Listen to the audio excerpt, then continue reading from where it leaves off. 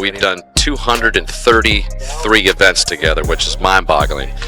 I'm going to miss that comfort level of just knowing what you're getting. One thing about great players, legends of the game, is that every one of them has a signature, unique move. Something they do that sets them apart that I could see from 3 fairways over. I know exactly who it is. Johnny Miller was one of golf's greatest commentators, but there were certain players he absolutely could not stand. His brutal honesty made him a legend, but it also turned him into the most feared voice in golf. Over nearly 3 decades behind the microphone, Miller built a reputation for saying what no one else dared to say. He didn't just analyze swings or read putts. He tore players apart on live television, attacking everything from their mechanics to their looks to their mental toughness. And the crazy part is that some of his harshest moments became the most unforgettable in golf broadcasting history. So why did Miller go after certain players so personally? What made him cross the line from honest analysis to outright ridicule? The answer lies in his philosophy. Miller believed that golf commentary before him was weak and boring. He called it namby-pamby stuff, where announcers only wanted to make players look good. He saw himself as someone who would finally tell the truth. He wanted to hold the best golfers in the world to an impossibly high standard. But as we break down his most controversial moments, you'll see that his honesty often turned into something much darker. Let's start with the moment that defined his entire career, the 2008 US Open playoff. Tiger Woods versus Rocco Mediate. It was the perfect David versus Goliath story. Rocco was 45 years old, battling back problems, and going toe-to-toe with the greatest golfer on the planet. Fans loved him. He was the working-class hero, the everyman who somehow made it to the final stage. And then Johnny Miller opened his mouth. During the broadcast, Miller looked at Rocco and said he looks like the guy who cleans Tiger's swimming pool. Let that sink in. Rocco Mediate was in the middle of the biggest moment of his life, playing in a US Open playoff against Tiger Woods, and Miller decided to mock his appearance and social status on national television. But Miller wasn't done. He followed it up by saying, "Guys with the name Rocco don't get on the trophy, do they?" This wasn't swing analysis. This wasn't about mechanics or strategy. This was pure class-based insult wrapped in ethnic stereotyping. The backlash was immediate and massive. News outlets across the country condemned the comments as elitist and classist. Italian-American groups formally protested and demanded NBC suspend their lead golf analyst. The controversy became so big that it escaped the sports world entirely. NBC had no choice but to force Miller to apologize. In his apology, Miller said he chose his words poorly and claimed he was trying to convey his affection and admiration for Rocco's everyman qualities. But think about that logic for a second. Comparing someone to a pool cleaner is supposed to be admiration. The apology was corporate damage control, nothing more. Here's the twist though. Rocco Mediate himself wasn't even that upset. He publicly said the whole thing had been blown out of proportion. He defended Miller as a good announcer who just speaks his mind. Rocco even showed up to an event later wearing a pool cleaner costume, turning the insult into a joke. But just because Rocco handled it well doesn't mean Miller's comments were okay. The outrage wasn't really about Rocco's feelings. It was about what those words revealed. Miller had used his massive platform to mock a player's class and ethnicity in front of millions of people. That moment became his legacy. But the Rocco incident wasn't the only time Miller's mouth got him in trouble. In 2004, during the Ford Championship, Miller went after Craig Perry's golf swing. Perry had an unconventional swing. It was flat-footed and didn't look pretty. Miller hated it. He said the swing was so bad it looked like something a 15 handicap amateur would use. Then he dropped one of his most famous lines. He said Ben Hogan would puke if he saw Craig Perry's swing. Miller was obsessed with technical perfection. He judged swings based on how beautiful they looked, not on whether they worked. Craig Perry's swing wasn't textbook, but it was effective. Miller couldn't see past the aesthetics. He needed every swing to look like something out of a 1970s instructional video. So he went on air and humiliated Perry by invoking the name of one of golf's greatest legends. But the golf gods had other plans. Moments after Miller's harsh critique, Craig Perry found himself in a sudden death playoff. From 176 yards out, Perry hit a 6-iron approach shot. The ball flew through the air, landed on the green, and rolled straight into the hole for an eagle. Perry won the championship instantly. The timing could not have been more perfect. Miller had just called his swing amateurish, and Perry responded by holing out a shot that most pros couldn't make in 100 tries. It was the ultimate form of commentator karma, broadcast live to the world. NBC producer Tommy Roy Roy later admitted that Miller's controversial style was worth the risk. He said that while 0.5% of Miller's commentary created problems, the other 99.5% was pure gold. The network knew Miller would occasionally say something outrageous, but they also knew it drove ratings. The drama and tension Miller created were exactly what made him valuable. Even when he was dead wrong, people tuned in to see what he would say next. Miller's harshest moments often came during the Ryder Cup, where the stakes were highest and emotions ran deepest. In 1989, the American team was losing badly. They were down 10-6 heading into the final day of singles matches. Justin Leonard was struggling, and the U.S. needed a miracle. Right in the middle of the competition, Miller said that Justin Leonard needs to go home and watch it on television. He essentially told a player fighting for his country to give up and quit. The comment was ruthless. Fans saw it as borderline treasonous. Leonard was still in the match, still competing, and Miller had already written him off. But Leonard didn't quit. He rallied from 4 down against Jose Maria Olazabal and made one of the most iconic putts in Ryder Cup history. On the 17th green, Leonard sank a 60-foot putt that secured the half-point Team USA needed to complete their comeback. The Americans won, and Miller's dismissal looked foolish. It was one of the rare times Miller publicly expressed regret. He told reporters he wished he could take a mulligan on that comment. The fact that Miller apologized for this one shows just how badly he miscalculated. But Miller didn't just target struggling players. He went after champions too. Phil Mickelson, a major winner and one of the most popular players in the world, became a frequent target. During a Ryder Cup broadcast, Miller said that if Phil couldn't chip, he'd be selling cars in San Diego. Think about what that means. Miller reduced Phil's entire career, all his victories and major championships, down to one skill. And he implied that without it, Phil would be working a regular job selling cars. It was a brutal dismissal of a player who had achieved more than most golfers could ever dream of. As we break down how Miller roasted player after player, which one do you think was the harshest? Was it the pool cleaner comment, the Hogan puke line, or telling Justin Leonard to go home? Drop your answer in the comments below. And if you're enjoying this deep dive into Johnny Miller's most controversial moments,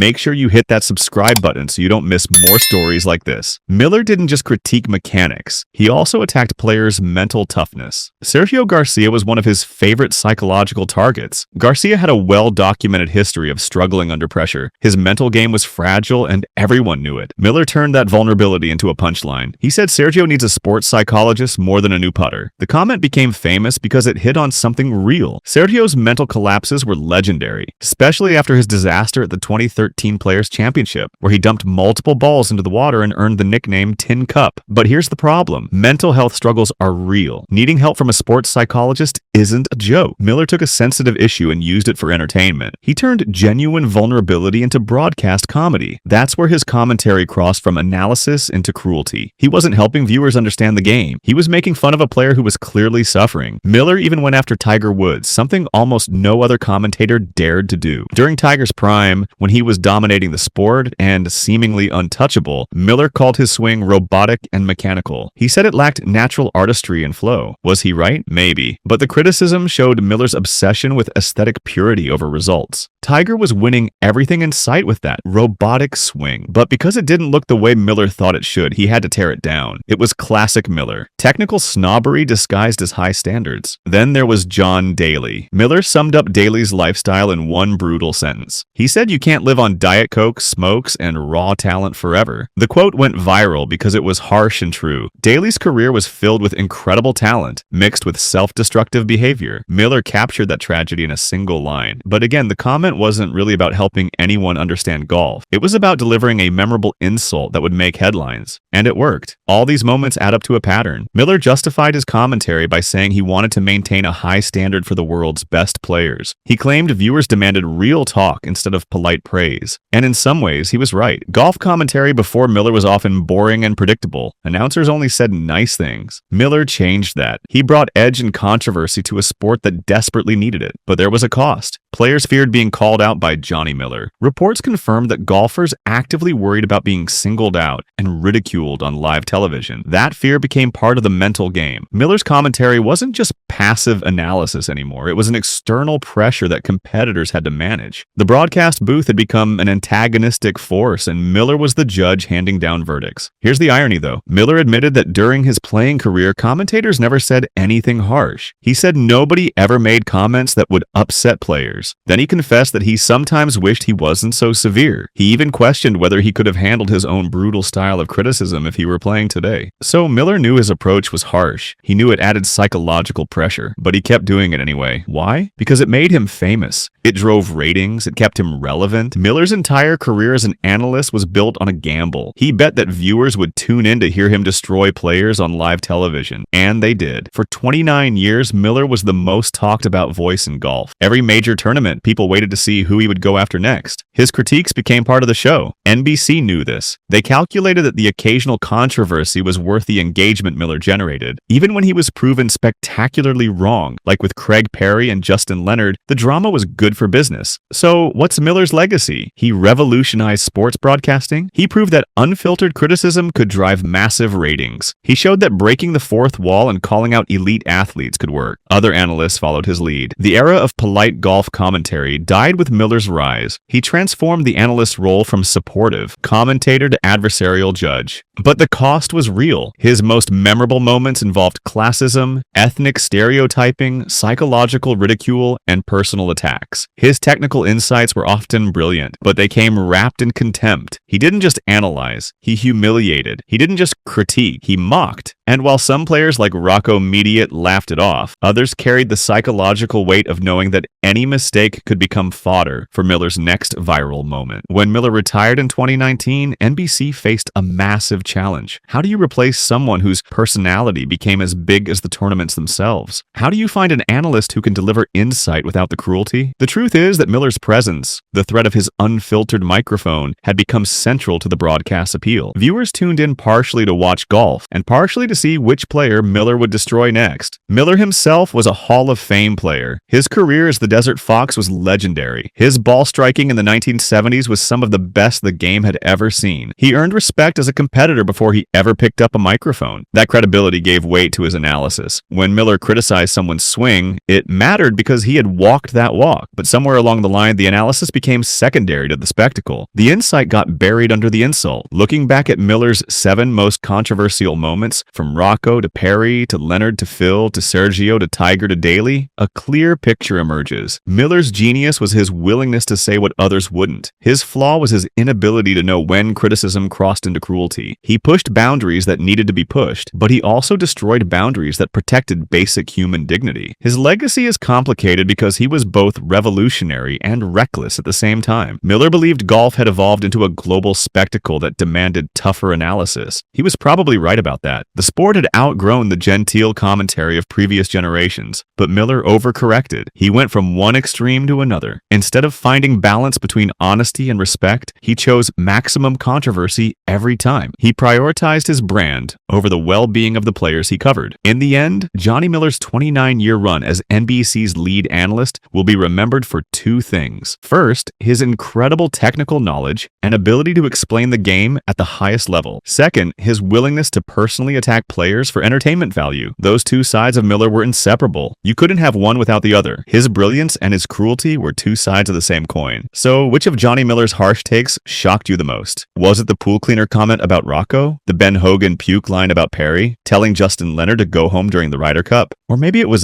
his psychological attacks on Sergio Garcia? Drop your thoughts in the comments below. And if this video opened your eyes to just how controversial Miller really was, hit that subscribe button and turn on notifications so you catch our next deep dive into golf's most unforgettable moments.